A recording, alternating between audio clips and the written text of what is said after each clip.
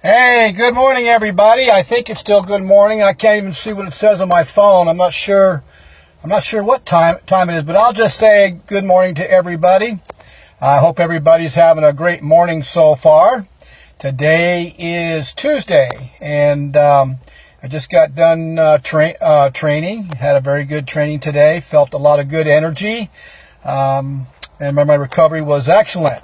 But today, guys, there's a lot of chatter out there about different meal plans or diets or whatever you want to call it.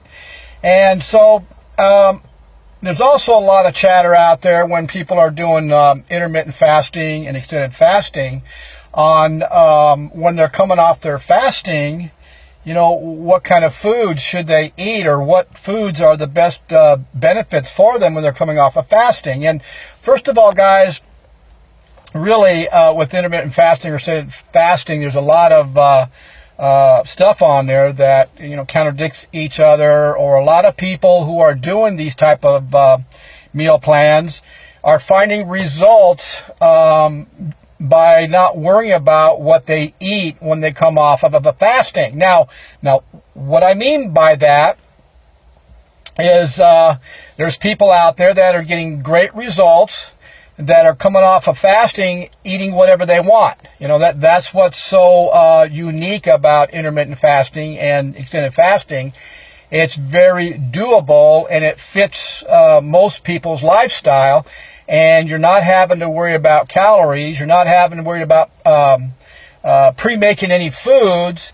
You could be anywhere you want. You could be at work or driving around, and when you come off your fasting, you can go to a restaurant or you can go wherever you want and eat whatever you want. And that's what people are saying, that they're getting pretty good results by not worrying about what they eat. For example, I was reading where somebody was coming off of a 24-hour fasting, and they were out and about, and they needed to eat. It was their eating window, so they stopped at some fast food place and got processed food, and they've done it a few times, and they're still losing body fat. And I'm not going to say scale weight, because I really don't care about scale weight. I worry more about body fat and, of course, how your clothes feel.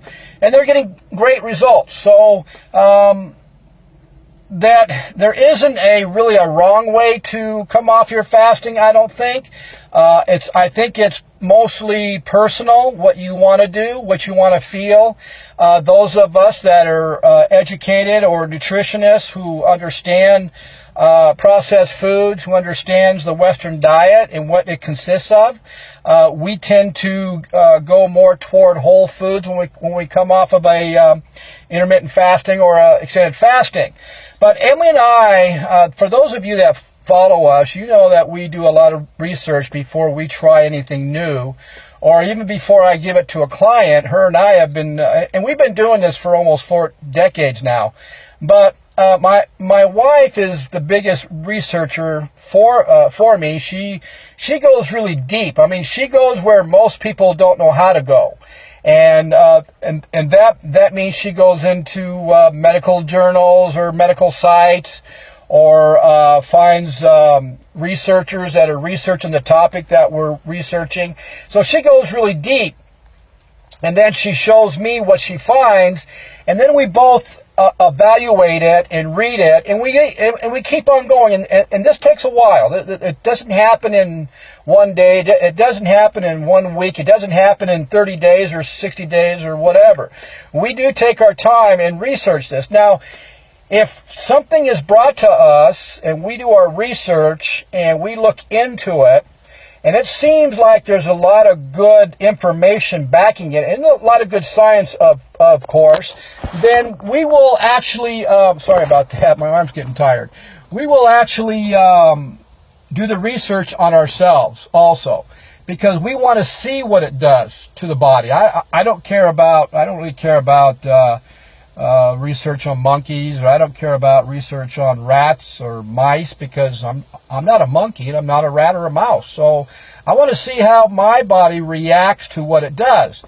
And because of our background in exercising, we understand calorie intake for losing body fat or scale weight, whatever you want to talk about it, because we did it. It was my base of my platform. But then the issue was, and it's been behind my head for a long time, the issue is that my clients, when we did those kind of meal plans, when they left us, we saw them a year later or 2 years later or 3 years later, and they gained all the weight back, and if not more. So obviously I did something wrong. I didn't educate them right, because I didn't, I was doing something that I was always taught to do. And when we competed doing the 12-week diet down, that's kind of what we did. But I both felt the same thing, the metabolic damage from doing a 12-week diet down, and how you gain the water weight back so fast, and how you gain weight back and fat back so fast. We did all that. We understand that. But then Emily was doing some research and came upon a doctor who's been a kidney specialist for, I guess, 25 or 30 years, who realized that he was not helping his patients. I mean, he was not reversing type 1 or type 2 diabetes. He was actually making them fatter with the medication and the insulin he was giving them. And somebody went to him and said, you know what, you need to look into intermittent fasting. And of course, like myself and like him, he said, well, that's not good for you because you don't eat. He says, oh no, that's completely wrong. I mean, and so that's how we got involved in this, and that's how we started to researching it, and that's why we've been doing it now for a while and have gotten some phenomenal benefits on it.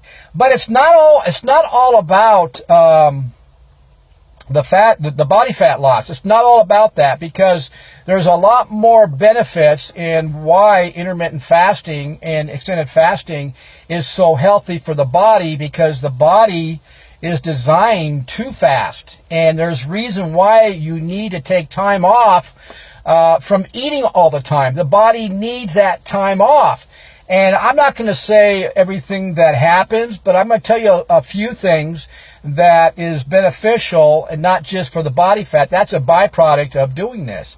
But the question is what we have found. Now, this is what we have found.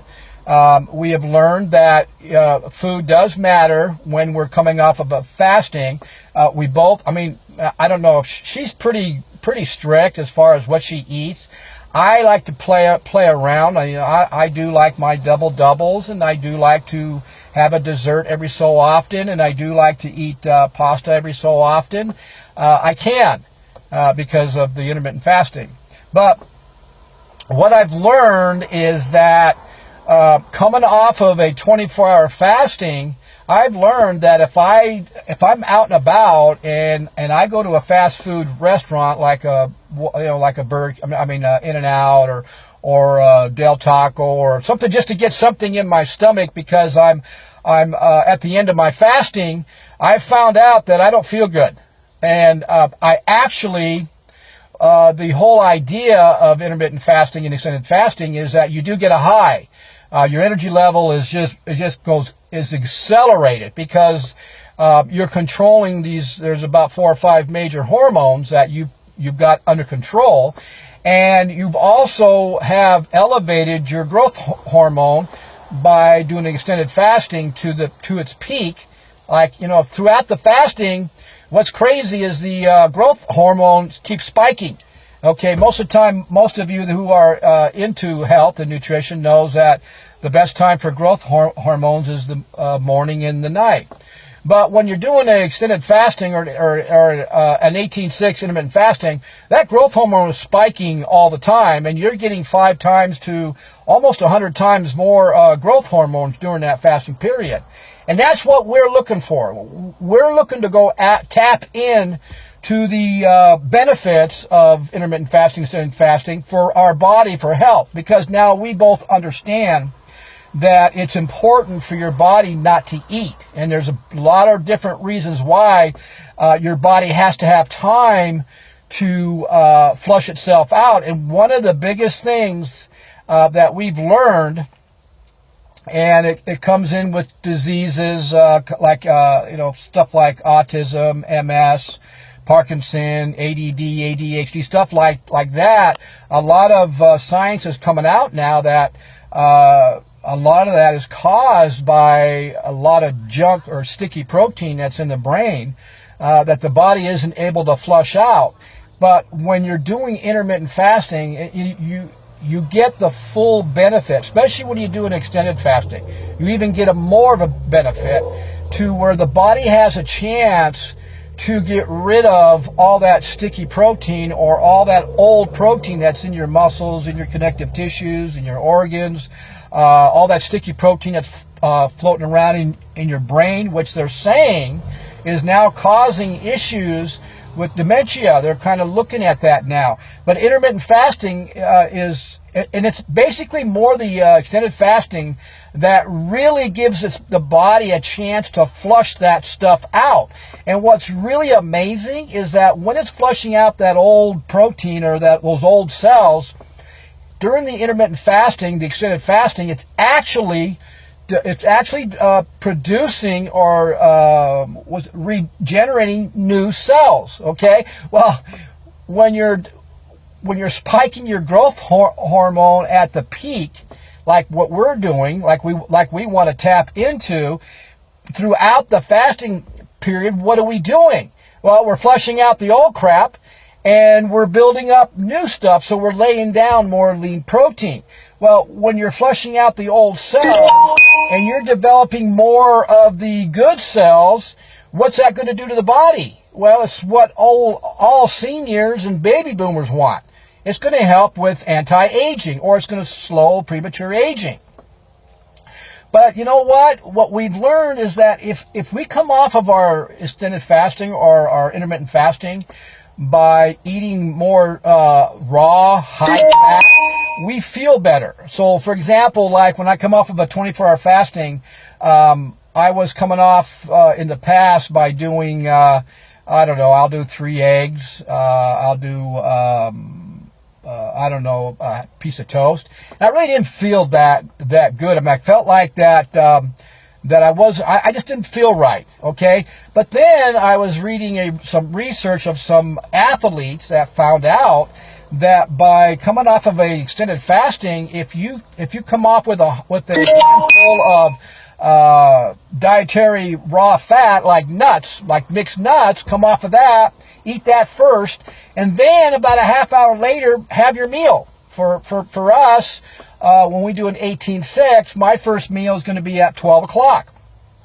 Okay, so what I did was at about 12 o'clock, I had a handful of raw mixed nuts, and I mean, I felt great. I was keeping that, what they call runner's high.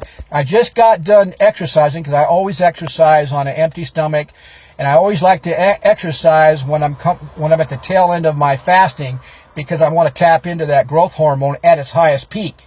I need that because I'm old. Okay, but I learned that by doing the handful of nuts, I felt great.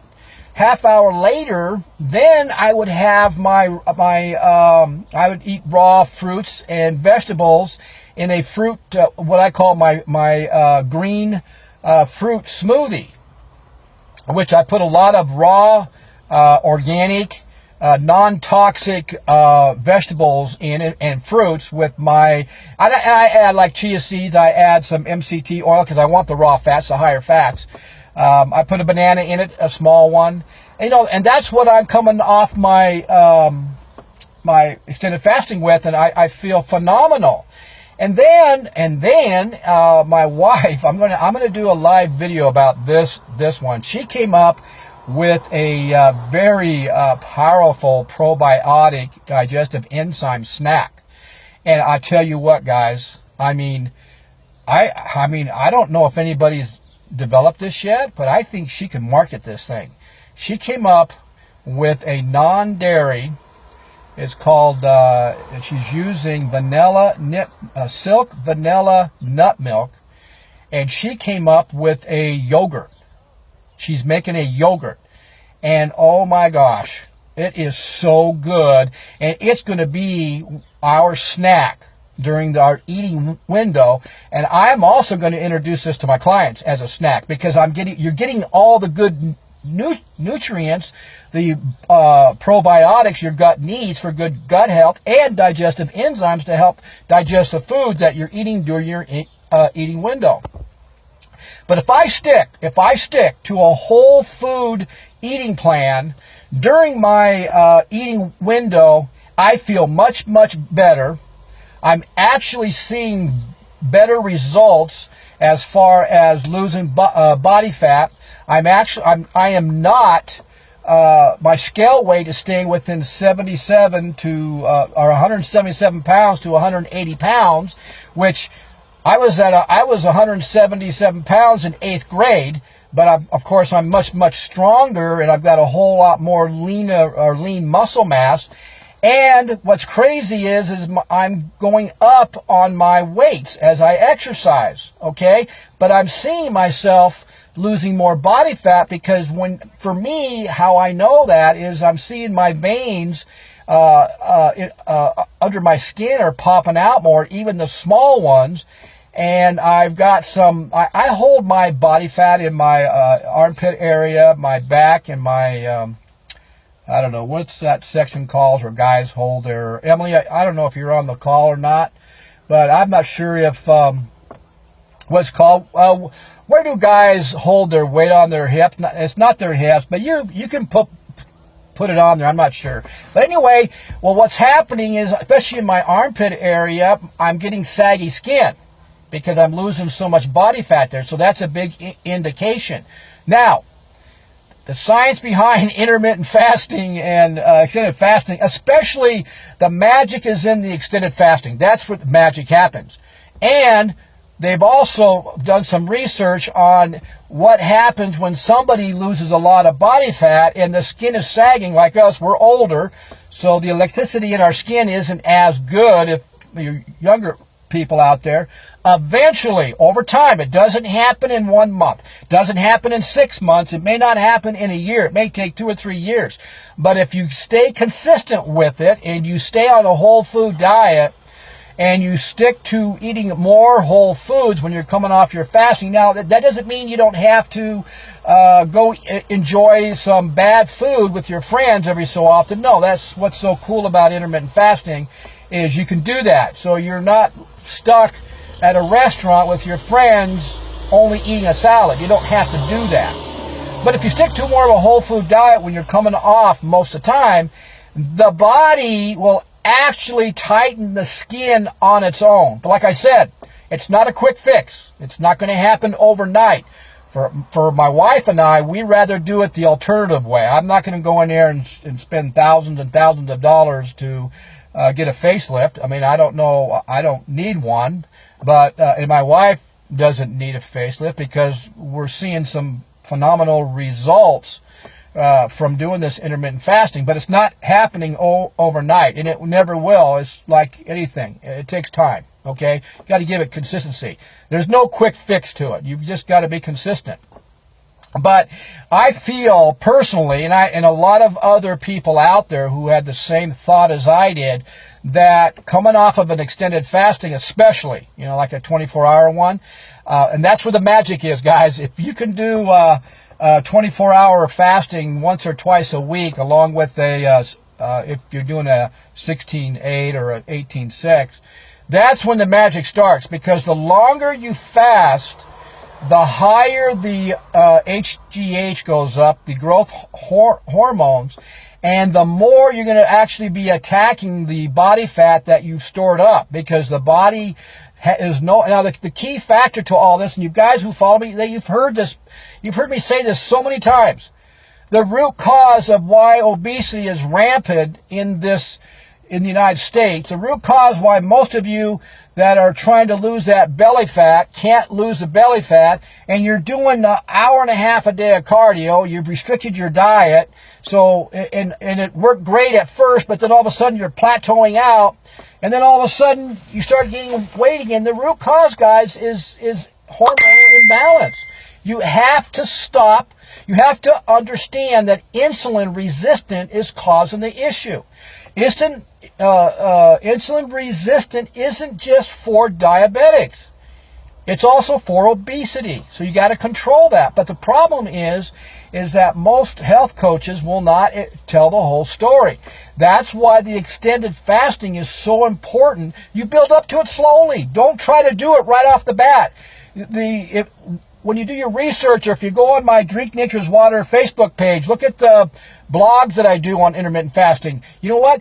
Don't try to go off so fast. Go slowly and build up to it. I've got a couple people right now, that's what I'm doing it with. And she didn't think she could do it, but she's been doing it now for it'll be 3 weeks Friday, I think, or something like that. And both of them are getting phenomenal results. My oldest daughter is doing it, and yesterday when she came over, I was looking at her because that's my job. I can tell if somebody's losing weight or gaining weight. I was looking at her going, crap, she looks different. She's actually losing some body fat. I didn't tell her that, but I don't know if I should. I didn't want to yet, but she did. And then she texted me this morning, and she couldn't believe, she lost inches and actually lost some scale weight, which is great, But both of them are eating mostly whole foods, and the body is getting used to the whole foods because it wants the cleanliness and it wants the good stuff. And when you do have something that you normally don't eat, then of course your body reacts to that, and that's okay because you're going to go on intermittent fasting the following day, so you're not going to hurt anything, guys. And so if you're contemplating on doing a intermittent fasting or looking into it, or if you're go to my Drink Nature's Water Facebook page, check out the blogs first, learn a little bit more about it, and if you have any questions, message me. I'll answer your questions for you. There's no obligation. I'm not going to try to sell you nothing.